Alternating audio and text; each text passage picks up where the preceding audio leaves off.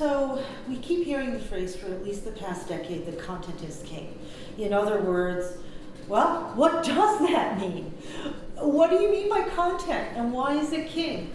Well, let's take a step back. Let's go back to thinking about what you do when you're just browsing the web. If you don't have a specific product that you're out to shop for, you may have a couple of go-to sites where you really just enjoy browsing. Many of them are those clearance sites or those flash sale sites where there's always something new and exciting to look at. But you're still going out with the intent that if you find something you like, you're going to shop. But think about all of your non-shopping time spent on the web, especially your time spent on social media. Most of us, when we go on Instagram or Facebook, want to look at our friends' vacation photos, pictures of their babies, videos of cats, and catch up with them. What we don't want to do is be sold to. And that's pretty much a common and universal experience. People don't want to go on social media and be hit with a sales pitch.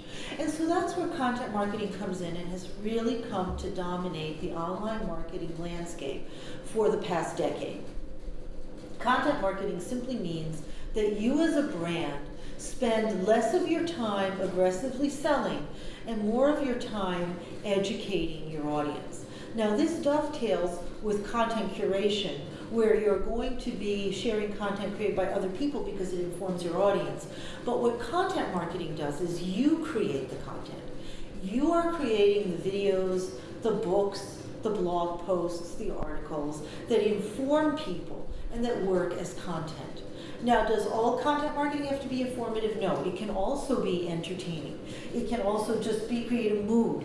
But what the difference is between content marketing and a traditional ad is it's just you sharing something that people would enjoy reading or watching or listening to with no pressure to purchase. So let's think of an example, for instance, for a software company. Let's say you're in the business of creating software for small businesses to do their payroll and their accounting. Now, you could create a website that just talks about the features of your product, and you certainly do want to have that on your website. You can put your pricing up there. You can even put some testimonials. But think about this. If you now have a Facebook page, a Twitter, and an Instagram, are people who are browsing through their friends' vacation photos and oohing and eyeing over their friend's newborn baby, are they going to look at your product features, your pricing, and your testimonials and look at it with the same level of enjoyment? Probably not. So you need something to engage with them when they're not ready to buy, when they're not ready to ask about your pricing, that still gets your brand in front of them. And that's where content comes in. So if you are in the business of creating small business accounting software, there's a ton of informative, interesting things that you can post. And you can put it on Facebook, you can put it on Twitter or LinkedIn, and people will read it. You can talk, for instance, about taxes. You can give small business owners information on what are the tax advantages of being an LLC versus a C corporation versus an S corporation. It may not be as exciting as vacation photos from Cancun, but it's still really interesting for people if they run a small business and they're going to read an informative article of, say, 500 to 1,500 words talking about the tax advantages of different business structures. When tax season comes around, a bunch of people are now Googling for information on small business taxes.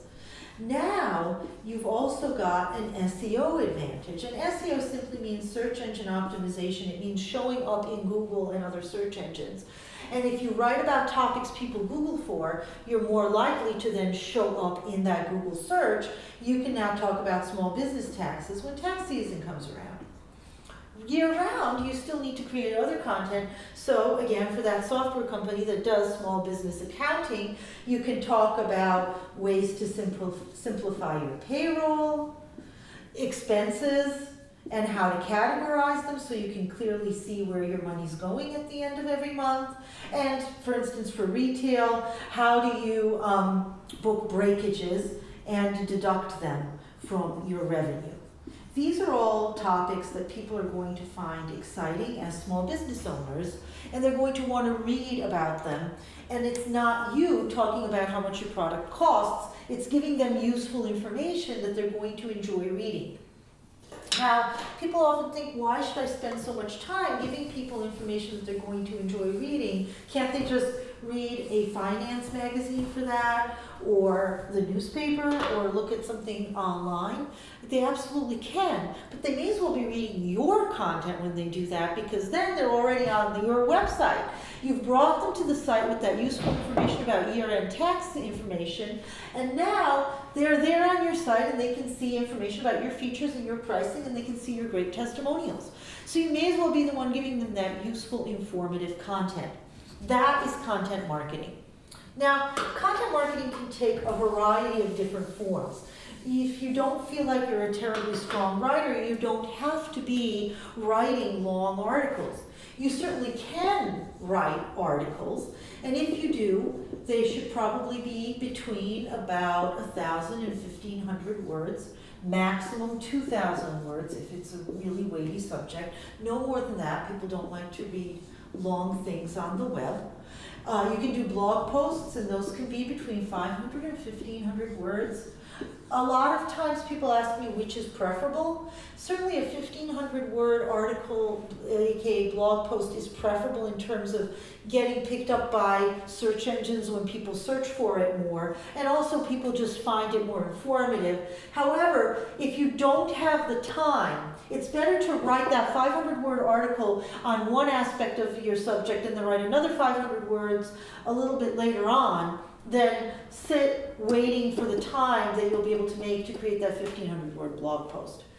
You can also create videos, and we're going to talk about how to create those videos in a little while, and they really only need to be between 1 and 3 minutes for the most part. And it could just be you sitting at your desk, talking into your iPhone or your iPad with a 1-minute tip for small business taxation. And right there, you've got that tip that's going to get people coming back to your website to see the next video and the next video. You can also create graphics called infographics, and we're going to talk about that in this course. And those are basically informative posters that have between 3 and 15 to 20 facts outlined with beautiful illustrations to make the information more easy to digest. So you could come up with, say, 10 facts about what you think you can deduct but really can't, or 8 tax deductions you haven't thought about yet. And you can illustrate each deduction with like a nice picture that represents what it is. For instance, you can deduct your home office expenses, so you would put a little house there. And you don't need to be able to draw, by the way. There are services that can do this for you and tools that we're going to talk about. But that's a nice way of presenting information graphically, so infographics are a great option for you. You can go ahead and create ebooks. Ebooks are longer. They start around 8,000 words. They can go up to 20,000 words, maybe even longer. And you don't necessarily need to have the time to sit down and write the entire book. You can take old articles and blog posts, if they're still current, and edit them into an ebook. And then ask people for their contact information before they download it. And then you have that contact information and can email them later and ask them to sign up for your services or your software.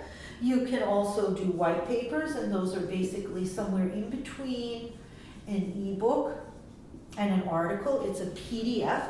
It's formatted very attractively, similar to, say, a Kindle book or any other book that you would read on your e-reader, but it's a little bit longer than an article, a little bit shorter than a book. It might be about 5,000 to 6,000 words, and it's a deep dive on a specific topic. And if you've got a lot to say on a topic and you really can't edit it down to a single article, a white paper is a really great option for that.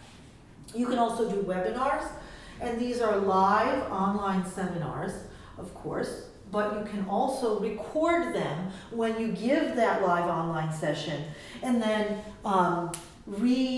post it to your website or to a landing page where people could fill out a form and watch it, or just watch it on YouTube. But all of this content is something that you can use to get people to your website without hitting them with an overt sales pitch, so that then they're much more likely to come to your site even before they've thought of buying. Let's say you've got a potential customer named Sally. She hasn't yet started her small business, but she is thinking very much about it. She's currently working part-time in a job that she really doesn't feel utilizes her talents, and so she's looking within the next 18 months to become an entrepreneur. One of the things that she's been warned about by friends is that you really need to have a good handle on your finances before you become an entrepreneur. And so she's out there right now researching things like, what form should your company take to have the best tax benefits? How do you file a tax return as, say, an S Corp or a C Corp? Now let's say you're a software company, Bookkeeping Co. we'll call you, and you make software exactly for small business people, just like Sally is going to be. What you're going to do is you're going to write articles about all of these things, how to get financially ready to become a small business person, what form your company should take in order to have the maximum tax advantages, and if you decide to go with an S Corp, how do you file your taxes as an S Corp. Sally is not ready to be your customer because, after all, she's still in her job and just thinking about being a small business person. But let's say she really likes your videos, your white papers, and your webinars because they're good quality content. She spends, let's say, 6 months reading up on your content. And that empowers her to decide that she's actually going to go ahead, quit her job, and become a small business person. Guess where she's going to go when she needs bookkeeping software? She's going to go to Bookkeeping Co. because you have been sharing this information with her all along, and she now has thought of you for months as the trusted brand in bookkeeping services or bookkeeping software. Because every day she thinks, that Bookkeeping Co. company, they really have my back. They're giving me good content, and I really want to stick with them. Now, what does this have to do with social media marketing? Well, the social media is how Sally originally found you, and it's how you keep engaging with her. She's not following Bookkeeping Co. on Twitter because she wants to hear you talk about how you had a great company picnic, and by the way, please buy our product. She doesn't want to see a tweet every single day, please buy our product, please buy our product. She wants to get information as a small business owner on her bookkeeping. And so she follows you on Twitter. She follows you on Facebook. She looks at all of your Instagram images because they are filled with useful content, and that's what's making her a loyal customer. Social media and content marketing are one ecosystem. You want to create great content that helps your customers, and then you want to put it out on social media in order to inform them. But you say, a couple of things are wrong with this for my business. One is that I don't really have a lot of things to inform people about. I'm a florist. What is there for me to inform people about? Well, you might be surprised. You could talk about the language of flowers and the symbolism of different flowers if you put them in a bouquet for, say, your sweetheart versus for your boss. Or you could simply create content that isn't about information, but it's about a mood. You can show flowers growing in a beautiful field and talk about how sustainably the flowers are grown and harvested. You can simply share beautiful quotes superimposed on photos of a flower of the day, maybe a rose one day, a carnation the next. You can simply get people in the mood to purchase flowers by sharing beautiful photos of flowers. It's still not an aggressive sales pitch because you're not saying, hey, please buy a bouquet of flowers right now for Valentine's Day, it's $10 off. You're just sharing a beautiful image of roses and maybe a romantic quote, but the effect is still the same. It's still content marketing. It still engages people, and it's content people may even want to share because it's so beautiful or so useful. Another thing that I see people worried about sometimes is I don't want to give away the store if you're in the services business. So for instance, if you're a graphic designer, you don't want to give people information on how to pick the right font to convey your brand because you're just giving away too much information and they'll think that they can do this themselves. I want to tell you that for the most part, this fear can be put aside because it's for the most part false. Generally speaking, the more valued your services are and the more value people get out of it, they're not going to want to do it themselves. They want proof points that you know what you're doing, but they're really wanting to understand the process behind what you do versus trying to do it themselves if they're truly a good customer. And customers who think that they can do their own graphic design or think that they can do their own landscaping are probably not the people who have the budget to hire you in the first place. Because generally speaking, if people try to find out how to do it themselves, it means they don't have the budget to begin with. Otherwise, if you share some of how you do things, as long as it's not proprietary or secret information, they're going to find it more beneficial in terms of evaluating your expertise. Now, does this mean you should give away a proprietary trade secret that nobody else in your field knows, or very few? Of course not.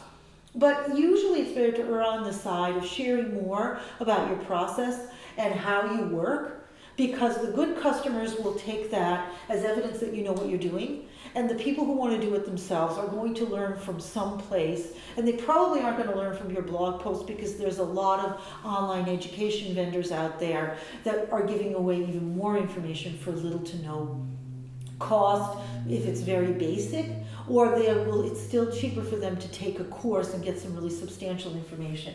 So don't worry so much about giving away information. As long as it's not proprietary, you should be fine. So when it comes to content marketing, more is better. Put out as much content as you can to really engage your audience. You can inform them, you can delight them, you can even simply aim to entertain them from time to time. But the important thing is consistency. Consistently put out content, whether it's once a week, once a month, maybe that's not frequent enough. Generally it isn't, but make sure you're putting out some good piece of content that you create, ideally once a week. That is a good cadence for people to get coming back to your website, or put out very small pieces of content 3 to 4 times a week. That's actually even better if you can get to that stage. Doesn't have to be a lot. It could be a 1-minute video one day, a 500-word blog post the next day, and the next day it could just be a quote. But if you can get to that stage of consistently 3 times a week putting out a small piece of content, and maybe once a month putting out a large content item like a white paper, you're going to find that you become more than just another vendor, just another florist, just another software brand, just another garden center, and you become the trusted partner of your clientele, and you also become someone known around the web and throughout social media for your well-earned reputation for expertise.